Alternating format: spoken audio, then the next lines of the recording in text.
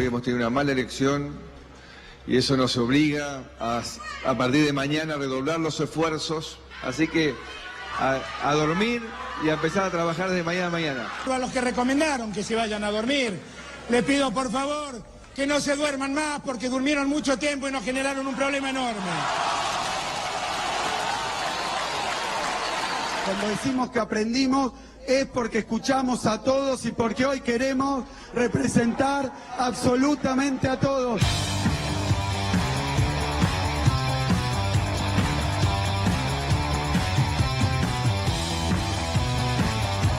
Si se confirmase que el kirchnerismo gana la elección en octubre o en noviembre, el problema va a estar.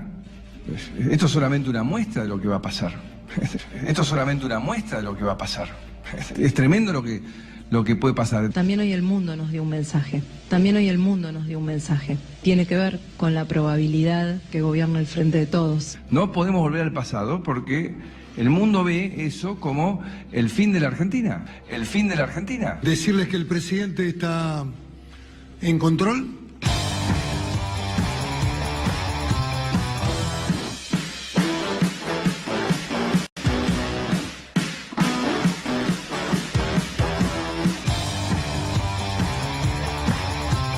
Quiero pedirles disculpas por lo que dije en la conferencia del lunes. Es pura y exclusivamente responsabilidad mía y de mi equipo de gobierno.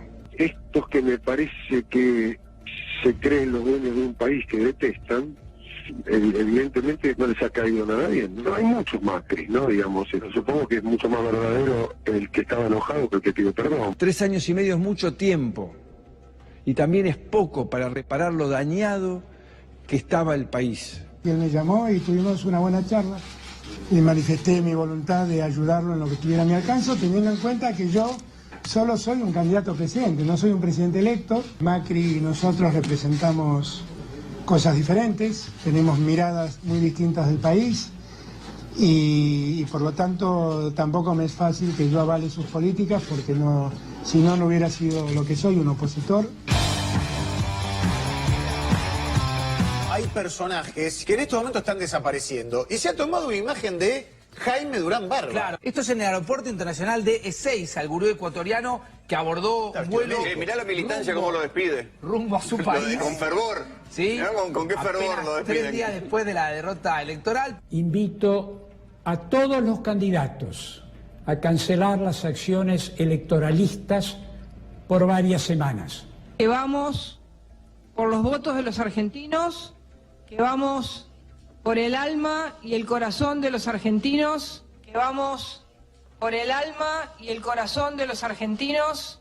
Vamos a seguirla peleando a fondo, a muerte, con todas nuestras armas. A nosotros no nos van a sacar de Olivos los que nos quieren mover.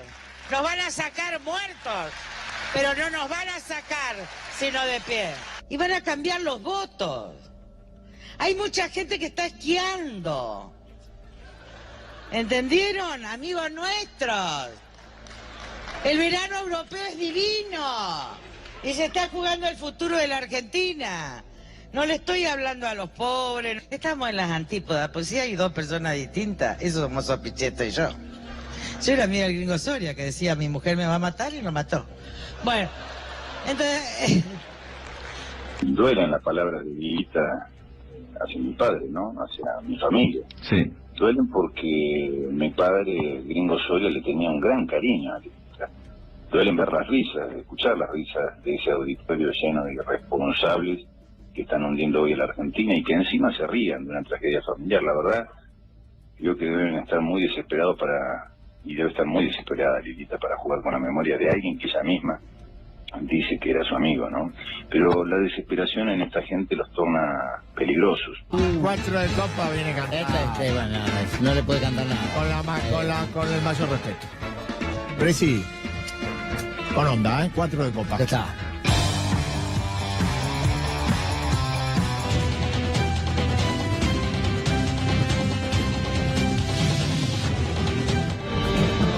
Primero en C5N, la renuncia de Nicolás Dujovne. Se confirmó el alejamiento de Nicolás Dujovne como ministro de Economía, ministro de la provincia de Buenos Aires. La CUNSA es quien se va a hacer cargo ahora de la economía a nivel nacional.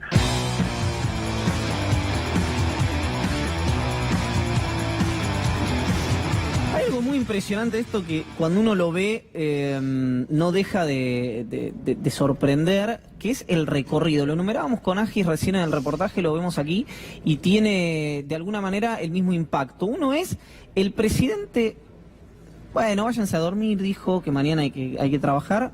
No había un solo dato oficial. La diferencia fue tan grande, que eso un poco quedó en el olvido. O bueno, o en mi cabeza en realidad quedó un poco en el olvido. Pero la verdad que era muy impresionante. Me acuerdo que en el minuto a minuto, yo lo puse en redes y después lo comentamos en la transmisión, que es, ¿qué sabe el presidente que nosotros no sabemos? Todo sabía. Que sabía todo. Sabía porque de hecho habían tenido comunicaciones desde el oficialismo, desde gobierno, había hablado primero el viceministro del Interior, Sebastián García de Luca, había hablado con Felipe Solá, después habló Rogelio Frigerio con Guado de Pedro. Y ya tenían... Ya sabían, porque cuando de hecho... se amenazan de Claro. decir, mirá, si no pones un dato, entramos a hacer denuncia. Así es. Claro.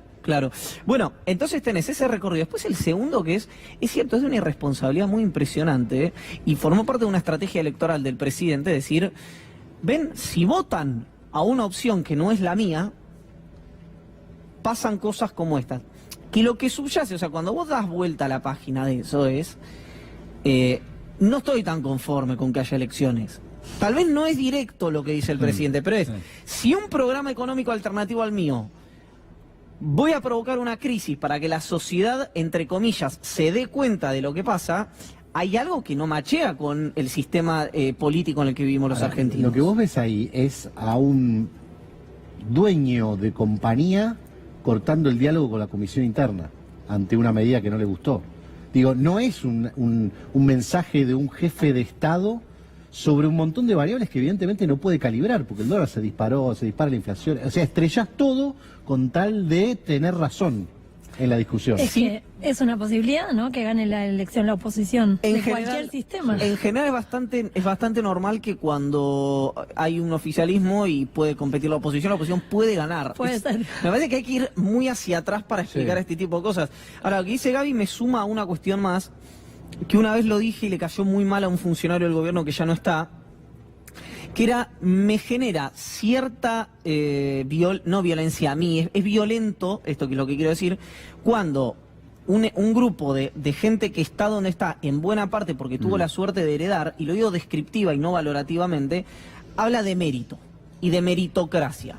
Bueno, hoy vuelvo a recoger eso y te digo que si fuera por la meritocracia, no queda nada en el gobierno, porque no han cumplido una de las solas metas que se pusieron cuando asumieron la primera magistratura de la Argentina.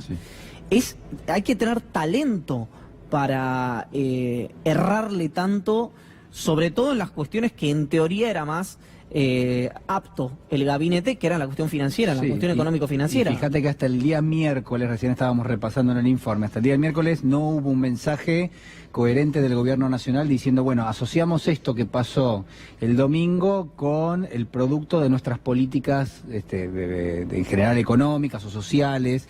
Digo, recién el miércoles hubo una especie de acuse de recibo, el presidente pidió disculpas, al mismo tiempo empezamos a conocer que se estaban por tomar medidas. Esas medidas tienen que ver con lo social, entonces uno entiende, bueno, hay una reacción por parte del gobierno. Después analizaremos si tiene un verdadero impacto eso o si queda en el marco de demostrar que el gobierno está trabajando para lo que quieras, para sostenerse como candidato con vistas a competir en octubre, para tratar de administrar la crisis. Digo, acá hay una situación, creo que Manuel Álvarez Agis lo ponía muy claro, o sea, la Argentina está muy delicada y al límite. Ahora, yo tengo una pregunta.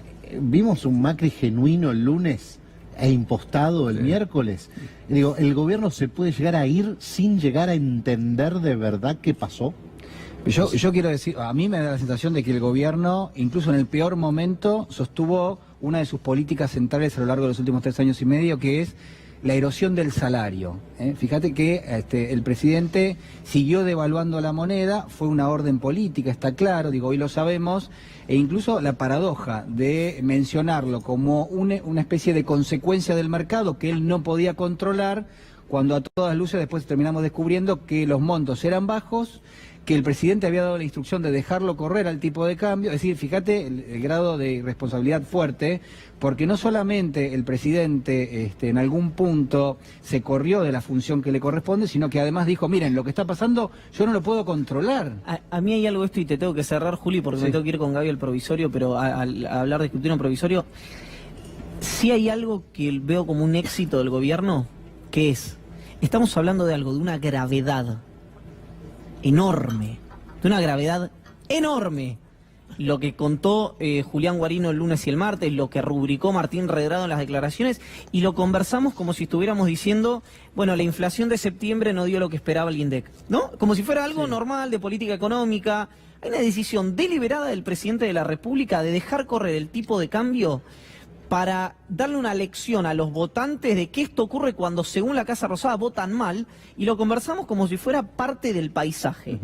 Ahí hay algo que ocurrió en estos años que en algún momento alguien que tenga la capacidad para hacerlo, por supuesto no soy yo, debería verlo y debería ver dónde se hizo ese clic acá para que naturalicemos este tipo de cosas. Igual seguimos, Juli, después. ¿Te parece? Vamos, señor. ¿Te parece, Guarino? Morini, perdón, tengo... no, hoy estoy... Hoy tengo un día... ¿Sabes qué pasa? Estoy pensando de verdad en el... No, quédate así. Dormí muy bien. Dormí muy bien, sí. Estoy pensando en el frío. El frío me está matando. Matando. Escuchás a Leo, ¿no? Lo escuchás al dire. Escucho.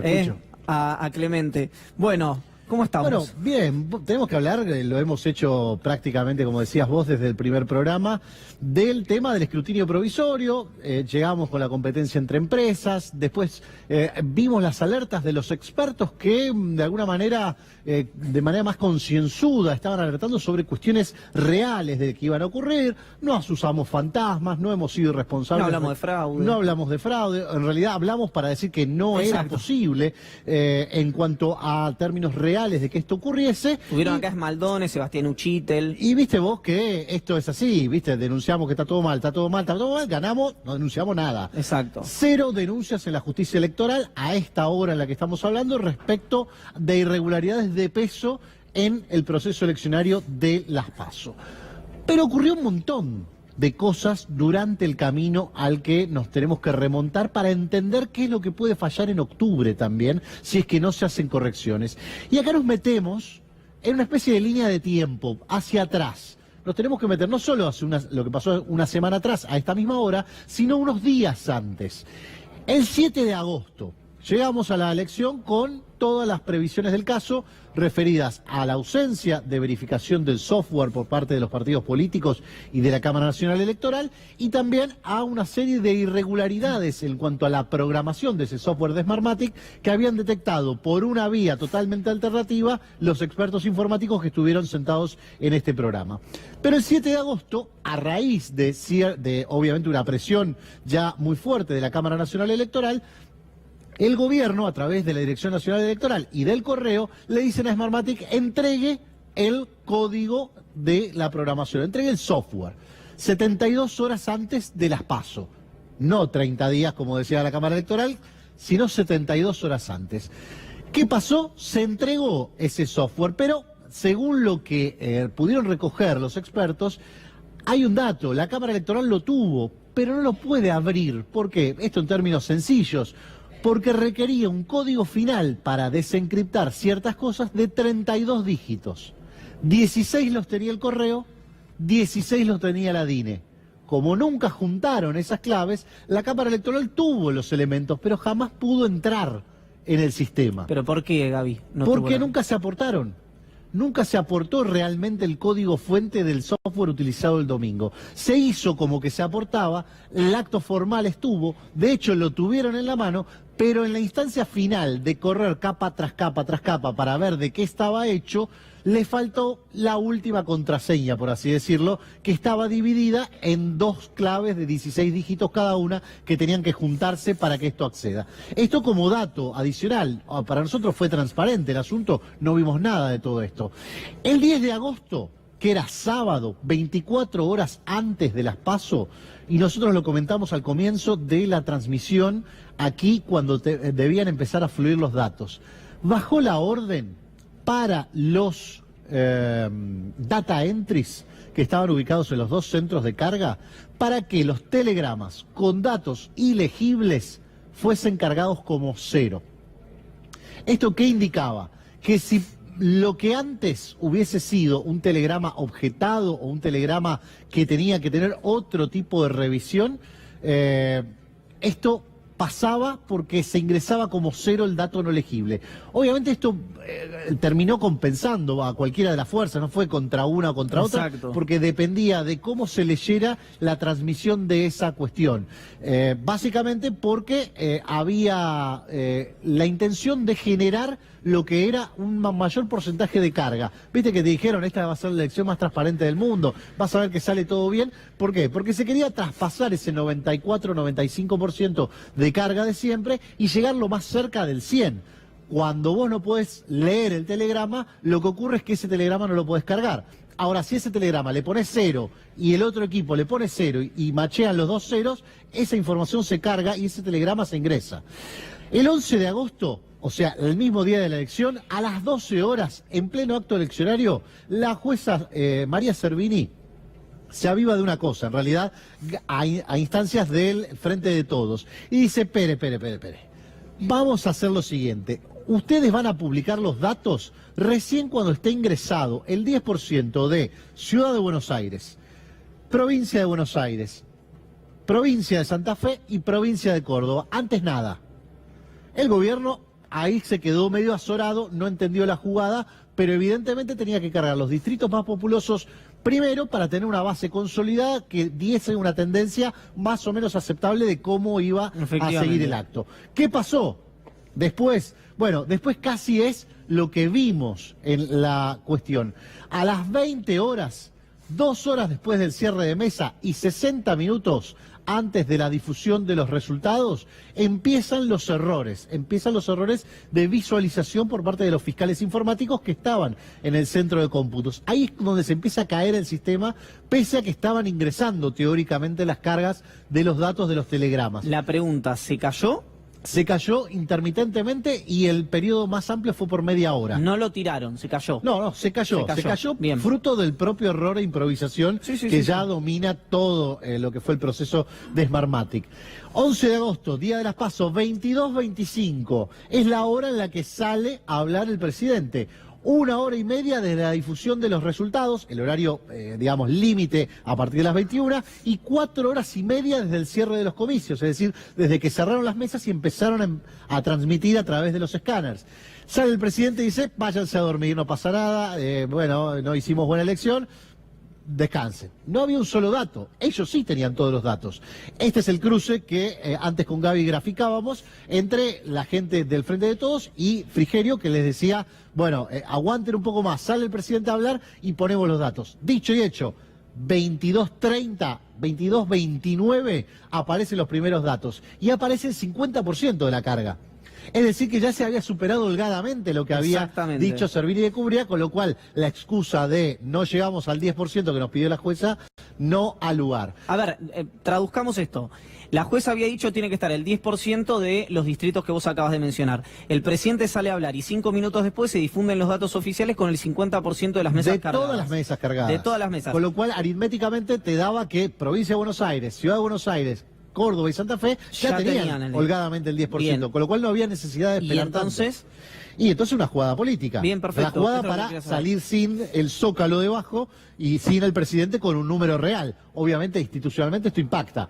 ¿Por qué? Porque fue una excusa, no fue real, no fue real que no tuvieran los datos, no fue real que la carga estuviese frenada a esa instancia. 11 de agosto, 23:59, a 6 horas del cierre de los comicios, la carga de datos se clava en el 88%. Con esto casi nos fuimos a dormir, la tendencia estaba definida, básicamente ya habían hablado los candidatos, ya habían reconocido la brecha importante que había, ya había hablado, creo que Alberto Fernández hasta ahora o minutos después ya estaba hablando, 88%.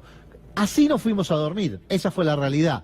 ¿Qué pasó en el medio? Bueno, vos fíjate, terminaron de cargar todo el sistema más rápido y transparente del mundo. Fíjate a qué hora termina de cargar, vamos a ver la siguiente. 5:30 de la mañana del 12 de agosto, 11 horas y media desde el cierre de los comicios. ahí es cuando se termina de hacer la carga. O sea, el sistema más rápido del mundo evidentemente tuvo una falla, tuvo alguna situación... Más o menos como en 2017. ¿No? Te diría que sí, pero ahí continuaba la acción, no es que hubo un lapso del 88 y pasamos al 98. En el 88 se clava a las 23:59, y a las 5:30. Y a las 5:30 ese 10%. Yo creí que había sido progresivo, no, se clavó en 88. Se fue clavando en 88 y recién a las 5:30 de la mañana vos tuviste el 98. O sea, ¿qué puede pasar? Viene todo lento y vos a las 2, 3 de la mañana recién vas llegando a un número deseable. Bueno, acá ya tenías el 88, tenías la tendencia definitiva, 88, no cambia el asunto, pero recién a las 5:30 de la mañana tuviste el 98. Y tuviste un porcentaje superior a otras elecciones respecto al escrutinio provisorio y a la cantidad de carga de datos. ¿Por qué? Porque le pusiste 0 a lo que no podías leer. Exacto. Estas son las diferencias que está habiendo ahora en el escrutinio definitivo.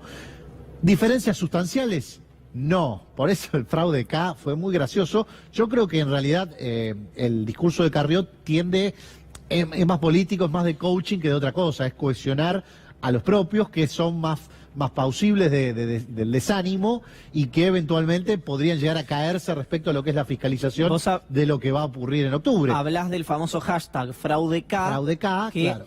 Además difundió Carrió cuando no habló de narcofraude, pero dijo algo parecido, como que el narcotráfico, algunos distritos, había torcido el rumbo de la elección. Y empezó a enfervorizar un poco a las bases, refiriéndose vieron que había telegramas que se los cargaron 0, pero había votos. Y sí, claro, sí fue la orden que se dio el sábado cuando nosotros la explicamos y ese día, poner 0 a lo que no se podía leer. Ahora esto cambia, 18 provincias ya terminaron el escrutinio definitivo, la que más diferencia entre el provisorio y el definitivo arrojó fue la provincia de Salta a favor del Frente de Todos, un 1%. Esa es la diferencia. Una diferencia de esa lectura. Falta provincia de Buenos Aires, falta Ciudad de Buenos Aires y falta Córdoba y Santa Fe, que son los más populosos, digamos, lo que va a llevar más tiempo. 3-4 días más, no demasiado, y vamos a tener los números definitivos. Pero lo cierto es que esto ocurrió cuando, digamos, en esas horas en las que estábamos quizás con la adrenalina puesta en tener un dato o alguna situación, todo esto pasaba por detrás y casi que ni lo vi.